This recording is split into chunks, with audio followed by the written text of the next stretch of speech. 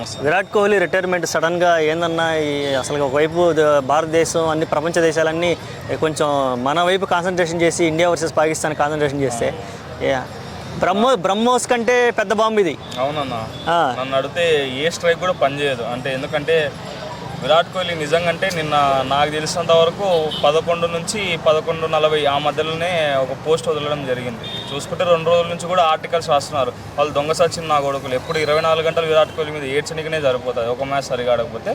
అట్లాంటిది ఇప్పుడు విరాట్ కోహ్లీ ఒక 11:40 మధ్యలో ఆ పోస్ట్ చూసే వరకు ఒక 2 సెకండ్లు నిజం చెప్తున్నానన్నా, మా ఇంట్లో వాళ్ళకి ఏమన్నా అయ్యిందేమో అంటే అంత బాధ, అంటే కళ్ళలో వాటర్ రావడం కూడా అంటే అంత ఎమోషనల్గా ఫీల్ అయినామన్నా. అసలు విరాట్ కోహ్లీ చేసింది నిజం చెప్తున్నాను, టెస్ట్ క్రికెట్ బతికింది ఇన్ని రోజులు ఇన్ని సంవత్సరాలు టెస్ట్ క్రికెట్ బతికిందంటే 2014 నుంచి విరాట్ కోహ్లీ అవురానా. అది ఒలింపిక్స్ కూడా మన క్రికెట్ గురించి మాట్లాడుతుందంటే మొట్టమొదటి మార్గదర్శి కారణమే మన విరాట్ కోహ్లీ అన్న.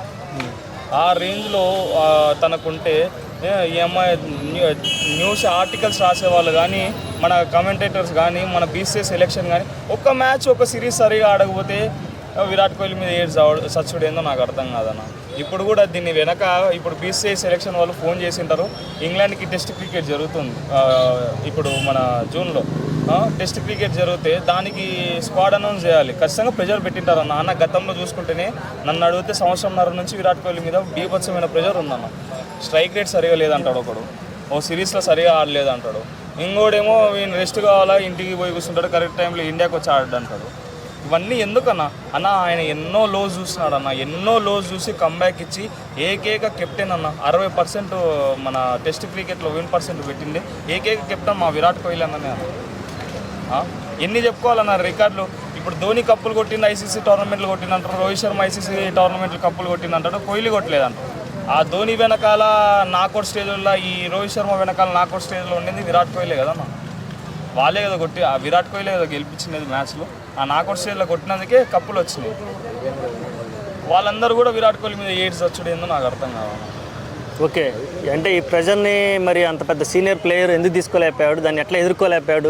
కేవలం ఈ పాలిటిక్స్ లొంగిపోయాడు అంట. ఒక్కసారి 2 సార్లు అన్న, ఒక్కసారి 2 సార్లు ఎవడైనా అంటే ఇప్పుడు ఇతర దేశస్తులకు తెలుసు అన్న. Australia, south Africa, England, New Zealand వాళ్ళకి తెలుసు విరాట్ కోహ్లీ లాంటి ప్లేయరు మా బోర్డుకి ఆడితే మా బోర్డులో ఉంటే ఖచ్చితంగా ఒక్క మ్యాచ్ కూడా తను రిటైర్డ్ ఇచ్చేంత వరకు పక్కకు కూర్చోబెట్టామని వాళ్ళు స్టేట్మెంటే వదిలిండ్రు అన్న. అట్లాంటిది మన గొప్ప ప్లేయరు తన ఆట తీరుని తెలుసుకున్న అదర్ కంట్రీస్ బోర్డులే అడుక్కుంటున్నారు విరాట్ కోహ్లీ గురించి.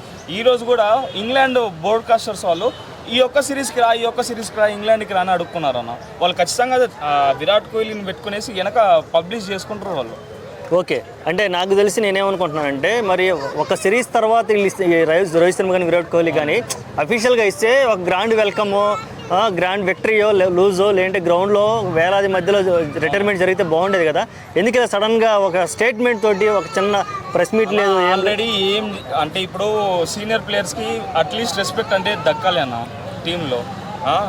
శుభ్మన్ గిల్కి నువ్వు అది ఏది కెప్టెన్సీ ఇచ్చి వీళ్ళని ఏం మాట్లాడకుండా వీళ్ళని ఏం అడగకుండా బీజేటీ సిరీస్లోనే రోహిత్ శర్మ ఆ ప్రెజర్ని తట్టుకోలేక నాకంటే బాగా ఆడేవాళ్ళు ప్లేయర్సే ఇండియాకి ముఖ్యం అనేసి మన జస్ప్రీత్ బుమ్రాని మ్యాచ్ 5కి కెప్టెన్గా కూర్చోబెట్టి ఆడిపించి రోహిత్ శర్మ పక్కకు కూర్చోబెట్టినాను. అప్పుడే మనం అర్థం చేసుకోవాలి ఎంత ప్రెజర్ ఉంటుంది.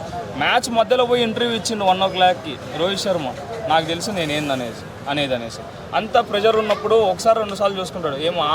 ఏం ఇప్పుడు విరాట్ కోహ్లీ ఎన్ని మ్యాచ్లు గెలిపించలేదు, లేకపోతే ఇండియాకి ఎన్ని మ్యాచ్లు అన్న ప్రపంచ దేశాలే. ఇప్పుడు నిన్న రిటైర్డ్ ఇచ్చినప్పుడు కూడా హిట్లర్ డెడ్ అనే న్యూస్ ఆర్టికల్ తెగ వైరల్ అయిపోయిందన్న.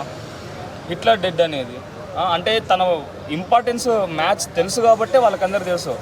ఇప్పుడు ఇండియాలో చూసుకుంటే ఇండియా బ్యాటింగ్ లైనప్లో కూడా చూసుకుంటే నెంబర్ 1, నెంబర్ 2, నెంబర్ 4, నెంబర్ 5 స్థానాలు ఎవరైనా భర్తీ చేయగలుగుతారు. కానీ నెంబర్ 3 స్థానాన్ని అట్లీస్ట్ అంత దగ్గరలో వచ్చే ప్లేయర్ మాత్రం ఒక 10-15 సంవత్సరాల వరకు ఎవరు రారన్న. నాకు తెలిసి టెస్ట్ క్రికెట్లు అయితే ఫ్యూచర్లో ఎవరు రారన్న.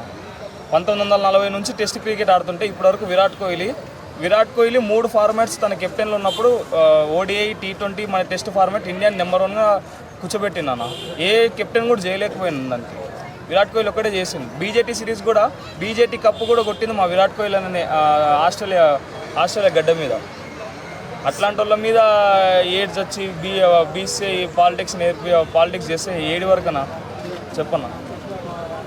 ఓకే, ఫైనల్గా యాజ్ ఏ విరాట్ కోహ్లీ ఫ్యాన్గా ఏం చెప్పాలి? నా విరాట్ కోహ్లీ ఫ్యాన్కి అయితే అయిపోయిందన్న ఆ క్రికెట్కి. అదేది అరే నిజం చెప్తున్నా, మొన్న బీజేటీ సిరీస్ అయిపోయినాక రంజీ ట్రోఫీ ఢిల్లీలో ఆడతాడంటే 9:30కి మ్యాచ్ అంటే 8:30 వరకు 8:30 నుంచి అది స్ట్రీమింగ్ జియో సినిమాలో స్ట్రీమింగ్ పెట్టుకొని కూర్చున్న తొల్ల మన ఇప్పుడు ఆయన్నే ఆడకపోతే ఇంకెందుకు చూస్తాం మన క్రికెట్ చూసేదే ఆయన కోసం అన్న.